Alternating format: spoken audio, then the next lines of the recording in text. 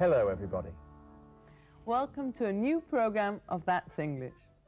This unit deals with some aspects of American history. Today's documentary is about the first British settlers. Efectivamente, en nuestro documental hablaremos sobre algunos de estos primeros colonos, como los puritanos del Mayflower. La palabra para designar a un colono es settler. And, as you can guess, to settle means colonizar. To found significa fundar, por ejemplo, fundar una ciudad.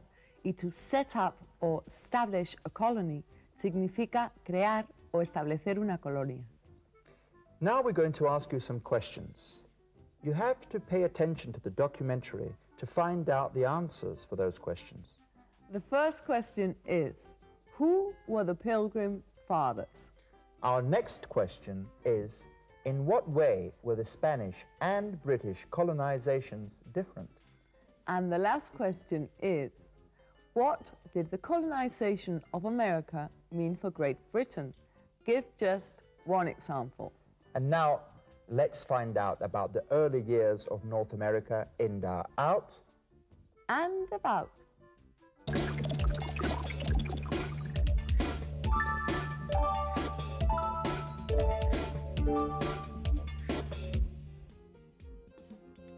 The United States of America has played a very important role in the spread of English throughout the world. But it all began with a few determined English settlers. In the middle of the 16th century, England was experiencing a serious economic crisis, and as Spain had already colonized Central and South America, the new explorers had to go to the north of the New World to find new lands.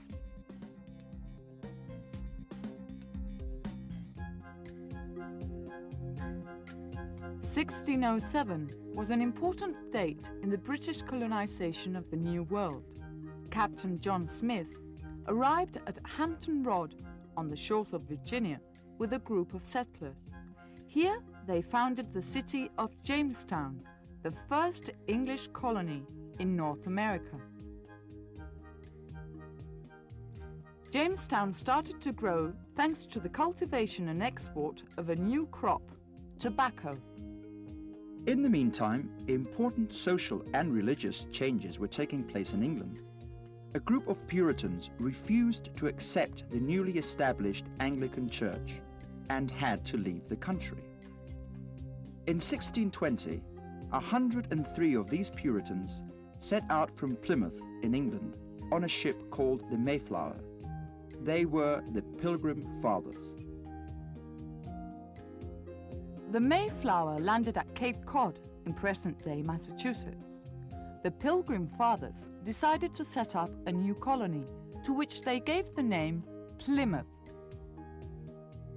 A year later, when they gathered the first harvest, they gave thanks to God. This is the origin of Thanksgiving Day, one of the most important celebrations in the United States. The Pilgrim Fathers were not the only ones to emigrate for religious reasons. Quakers settled in Pennsylvania. Their leader, William Penn, founded the city of Philadelphia. This city later played an important role in the American War of Independence. We spoke to Robert Burchell about the beginnings of the British colonization of the New World. Mr. Burchell is a historian and the director of the Center for North American Studies at the British Museum. In what way was North America colonized by the British? Mainly by individuals paying for themselves and, in a minority of cases, promising their labor for a period of years. Who were those people and why did they make the voyage? Most of them went out to improve their standard of living. A minority, like those who went on the Mayflower, were religious refugees. How has religion influenced American culture? Very greatly, partly because some Americans have tended to see America as almost an Israel to which they have gone to build a new land. What did the colonization of the New World mean for Great Britain?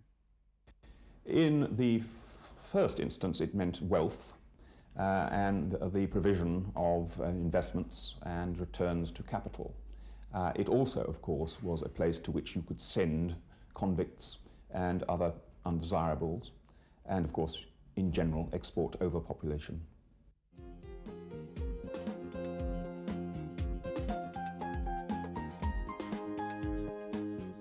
The New World split into two big blocks. The south belonged to Spain and Portugal, and the north mainly to England. There were, however, important differences in the way each block was colonized. Mr. Burchell told us about them. In the Spanish case, the state and the church played central roles, but in the English case, in the British case, the state and the church did not play a role. It was the individuals themselves who made the decision to emigrate and who built the societies once they arrived. The first settlers showed the way. Many others followed and transformed the old British colony into a new nation, the United States of America. So that was just a summary of the first years of the British colonization of North America. We hope that you found it interesting and that you've got the information to answer our questions. The first question was, who were the Pilgrim Fathers? Let's see. A minority, like those who went on the Mayflower, were religious refugees.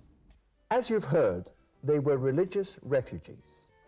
The next question was, in what way were the Spanish and British colonizations different? In the Spanish case, the state and the church played central roles. So in the Spanish case, the state and the church played a more central role. And finally, let's check out the answer to our last question. What did the colonization of America mean for Great Britain? In the first instance, it meant wealth and the provision of investments and returns to capital. It also, of course, was a place to which you could send convicts and other undesirables, and, of course, in general, export overpopulation. It meant wealth, the country became richer, and it was also an answer to the problem of overpopulation. How did you do in this short test of American history? I'm sure you didn't have any problems. And now it's time to relax with our Play It Again. En el sketch de hoy, Sara y yo escenificaremos un ligero conflicto cultural entre británicos y americanos. Gary will play the part of an American. Pay attention to the use of American English words and expressions that I'm sure you're going to understand, and especially to his American accent. Okay? It's tea time in our Play It Again.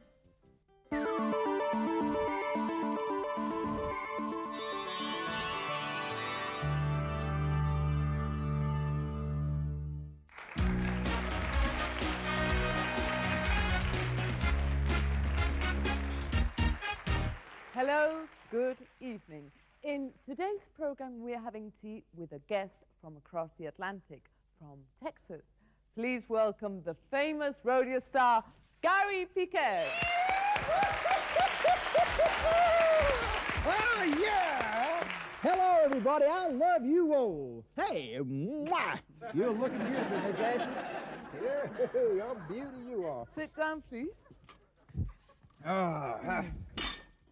Oh, like those?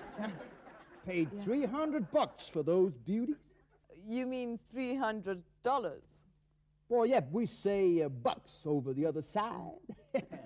That's all right. Would you like some tea? Tea? I hate your goddamn English tea. I would like some whiskey. Whiskey? Well, I'm afraid we haven't got any. Well, it doesn't matter. Drank 2 pints before coming here. Oh, I love you, Miss Ashton. You're one beauty. But I love London, too.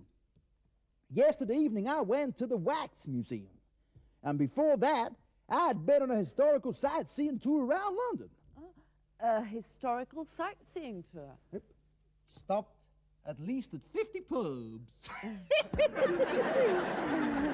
Yes, well, fine. You are one of the greatest rodeo stars. Hey. Not one of the greatest. I'm the greatest, Gary. Yes, well, the greatest. How did you begin your career? Oh, well, I was walking around Texas, well, Houston, you know, and there was this wild bull which had escaped. Everybody was running around in panic. But I lassoed that beauty. I pulled her towards me, and I jumped on that bull, and I rode her right back into the truck. Hey, what do you think, huh? Did you really do that? I ain't afraid of no wild bull, man. Yes, well, I'm afraid that's all for today. We'll be back tomorrow with a new guest, a British guest, of course. See you tomorrow. We've finished? Yes. What a pity. I was beginning to enjoy myself. Hey, what happened to your American accent?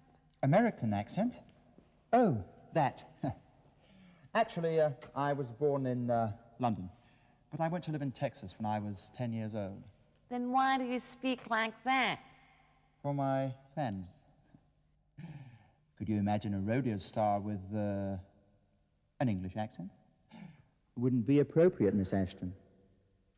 My pleasure. Thank you. Bye. Goodbye. A cowboy from London? Well, that's something I find hard to believe. What did you think of my acting? Bueno, venga, déjate de personajes y presenta el sumario. Well, it's time to sum up.